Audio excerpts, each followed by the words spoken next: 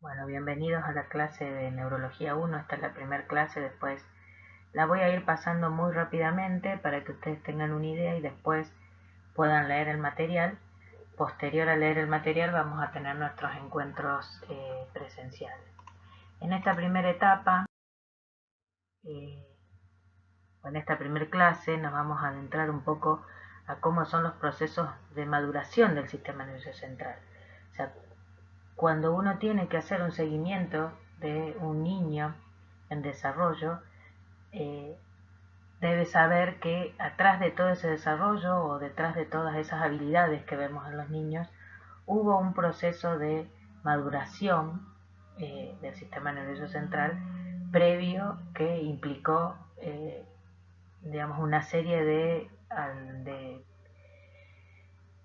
situaciones celulares y genéticas que se van ir entremezclando para poder dar un adecuado desarrollo infantil.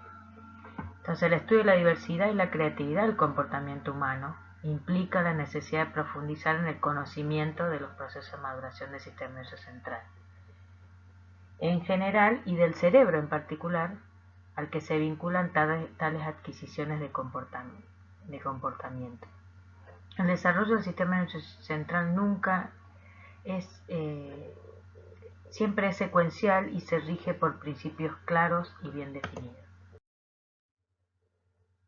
Aquí llamamos maduración al proceso genéticamente determinado de organización progresiva. Esto es algo que traemos de nuestra propia especie, o sea, traemos en nuestros genes toda la información de cómo debe ir progresivamente construyéndose nuestro sistema nervioso central. En cambio, decimos desarrollo a las habilidades funcionales que reflejan esa maduración. Acá en este slide vemos cómo a través de una imagen que se llama tomografía por emisión de positrón vemos las áreas del cerebro de un niño de 5 años, cómo está activa y cuáles son las áreas más activas, y a medida que va creciendo cómo el cerebro va cambiando en su construcción y en su configuración. Entonces, la maduración es un proceso complejo por su dinamismo y su prolongación en el tiempo. Dura hasta la vida adulta. Toda la vida maduramos, toda la vida tenemos posibilidades de cambiar nuestras estructuras cerebrales. Se encuentra sometida a influencias internas, genéticamente determinadas, y externas, como la nutrición, el virus, las drogas. Y a pesar de que todas estas influencias se observa una secuenciación ordenada y un elevado grado de consistencia en dicho desarrollo, entre individuos tanto a nivel cerebral como conductual.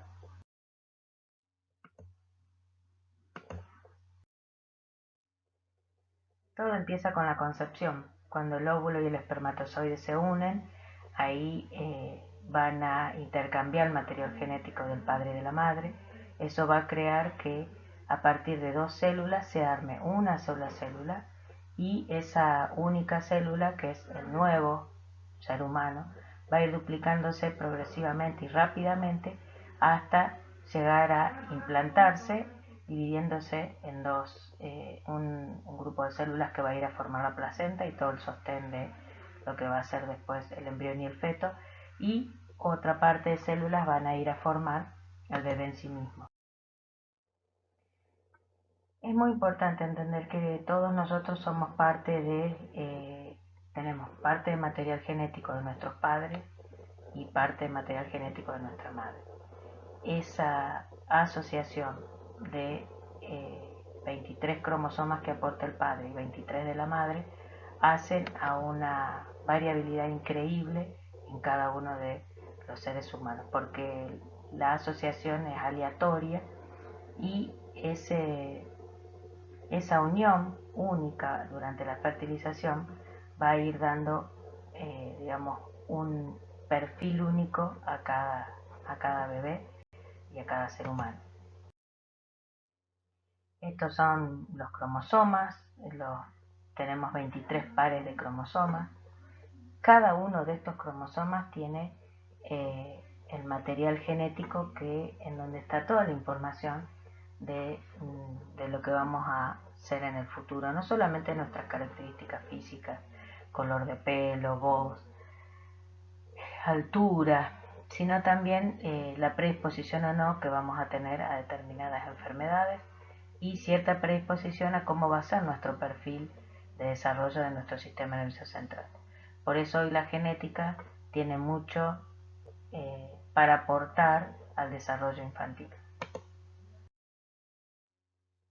Entonces dijimos que una vez que esas células que se habían fecundado se implantan en el útero, vamos a ver que un grupo va a ir a formar al bebé y otro grupo, el trofoblasto, que se va a insertar para hacer la placenta.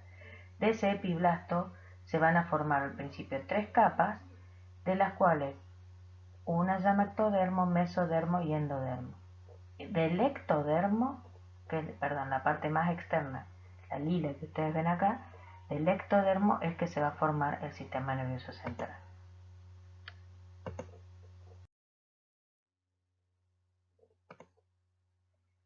Hay dos momentos importantes en el desarrollo del sistema nervioso central. Uno que es la neurogénesis, que son las primeras 20 semanas de gestación, donde se forman las distintas partes del sistema nervioso central, y la segunda parte, a partir de la semana 20, que es la maduración. Durante la neurogénesis van a ir apareciendo distintas estructuras. Lo primero y la más importante es la aparición de la placa y cresta neural, a partir de la cual, en esta fotografía, vemos la aparición de la cresta neural, que después se va a ir invaginando y va a ir formando un tubo. Este tubo neural es lo que después va a ir acodándose para formar el sistema nervioso. Acá en esta foto que ustedes ven acá se ve un poquito mejor, ¿ves? Esto sería el tubo neural antes de acodarse, después cómo se va acodando las distintas estructuras hasta formar el encéfalo, el romboencéfalo, el mesencéfalo. Después de que se conforma durante la neurogénesis, empieza la maduración. Que la maduración es donde se van a producir mecanismos celulares de proliferación, migración, diferenciación y muerte celular programada que van a construir nuestros circuitos neuronales sobre los cuales se va a asentar posteriormente todas las habilidades del desarrollo.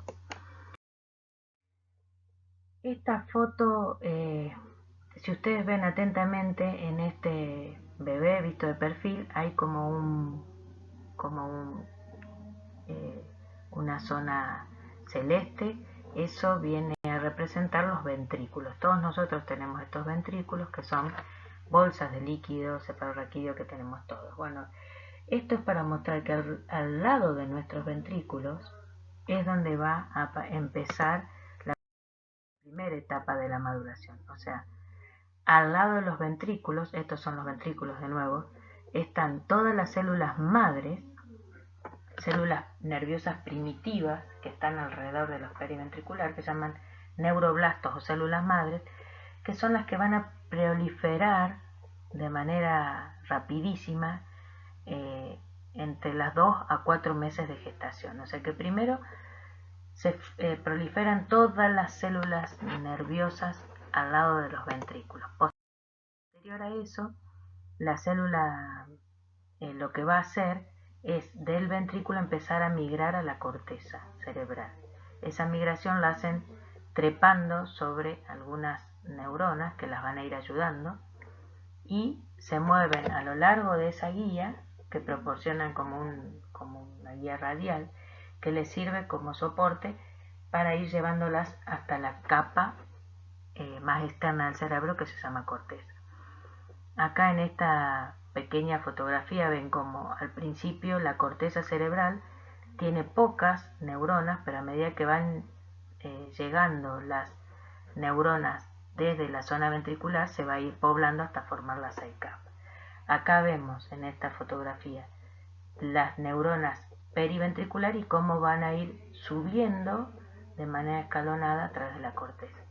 Todo este proceso de migración es un proceso determinado genéticamente, que puede alterarse por noxas, puede alterarse por virus, por si el bebé durante su estancia en el útero sufre alguna infección viral, eso puede alterarse, pero en general es genéticamente determinado y está determinado todo, incluido dónde va a ir cada una de las neuronas de la zona periventricular. Posterior a que esas neuronas llegan a la corteza cerebral, van a ir diferenciándose. ¿Qué quiere decir? Que todos al principio son células madres, pero a medida que van llegando a determinadas áreas se van a dividir en algunas neuronas llamadas astrocitos, en neuronas, en oligodendrocitos y en microglía. Cada una va a tener una función distinta. Las neuronas van a ser las que transmiten información cerebral fundamentalmente. En cambio, los oligodendrocitos van a ser los que están encargados de la alimentación de la neurona, los astrocitos los que la sostienen, y la microglía va haciendo un poco de sostén y también de alimentación. O sea que esa diferenciación es fundamental en esta llegada a la corteza. También es importante saber que existe un mecanismo genético de eliminación de neuronas que son innecesarias, porque también el hecho de tener un exceso de neuronas y no haber como una apoptosis o muerte celular programada adecuada hacen a que esa información del sistema nervioso central no circule de manera ordenada. O sea que la apoptosis también es un mecanismo genéticamente determinado necesario en el cerebro de todas las personas. Y al llegar también las neuronas a la corteza deben posteriormente reconocerse y conectarse entre sí. Se conectan a través de, ya lo vamos a ver en la próxima clase, que una neurona está compuesta de un cuerpo, de una dendrita, de un axón, pero lo que van a ir haciendo sobre todo para conectarse y crear circuitos, porque lo que hay que entender es que todos nuestros procesos cerebrales o todas nuestras habilidades cerebrales están sustentadas sobre un circuito de neuronas, un grupo de neuronas conectadas entre sí. Este grupo de neuronas conectadas entre sí se empiezan a formar ya en esta etapa.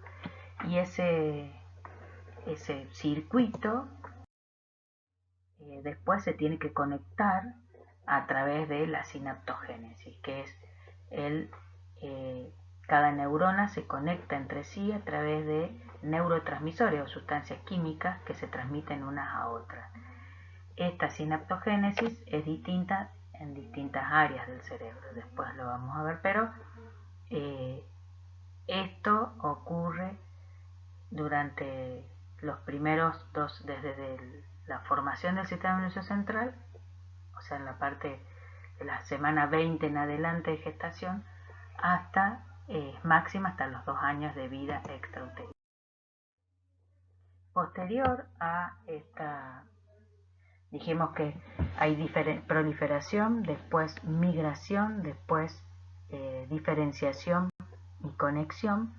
Estos circuitos cerebrales se van a mielinizar. ¿Qué quiere decir que se van a mielinizar? Que se van a recubrir de una sustancia grasosa que va a permitir que los impulsos nerviosos viajen con más rapidez.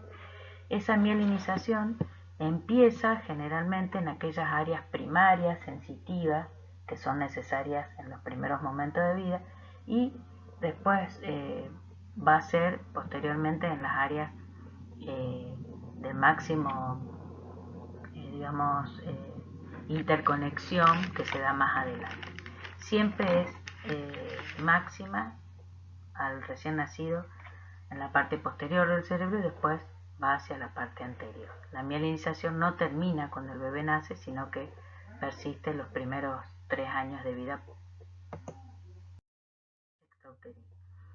Entonces, como conclusión de esto que hablábamos de construir el cerebro, la neurogénesis inicia en la semana quinta, cuando los neuroblastos pluripotenciales se van diferenciando La semana sexta inicia la migración desde la placa ventricular hacia la corteza, culmina en la semana 17.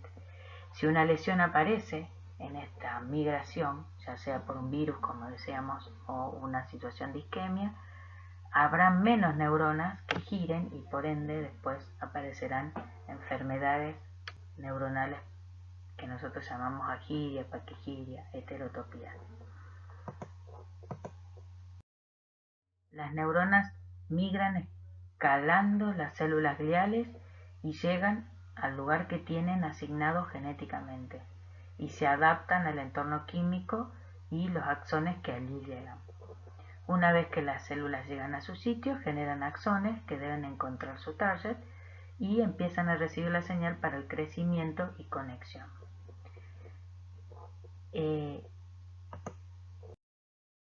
La mielinización, se mielinizan, como dijimos, primero las áreas que procesan información sensitiva y luego las motoras. Y por último, la de asociación más difícil como el lóbulo frontal. Antes que la mielinización se complete, las áreas son parcialmente funcionales. Hay periodos de superproducción de sinapsis con aumento de su densidad en regiones de la corteza y asociado a aprendizajes nuevos. Por ejemplo, en la corteza visual es máxima en los 3 o 4 meses primero de vida y la máxima densidad entre las 4 o 12 meses. Este entonces es un gráfico de cómo se van dando desde la concepción hasta el nacimiento y posterior al nacimiento, cada uno de estos procesos que fuimos hablando y cómo se va manifestando eso en el peso del sistema nervioso central, cómo va aumentando el peso posterior. Este proceso del cual hablamos recién no culmina cuando el niño nace, sino que continúa durante la etapa del desarrollo. Esto es lo que ustedes tienen en los apuntes. Sería bueno que lo lean, que hagan un repaso para poder discutirlo en la clase que tendremos presencial.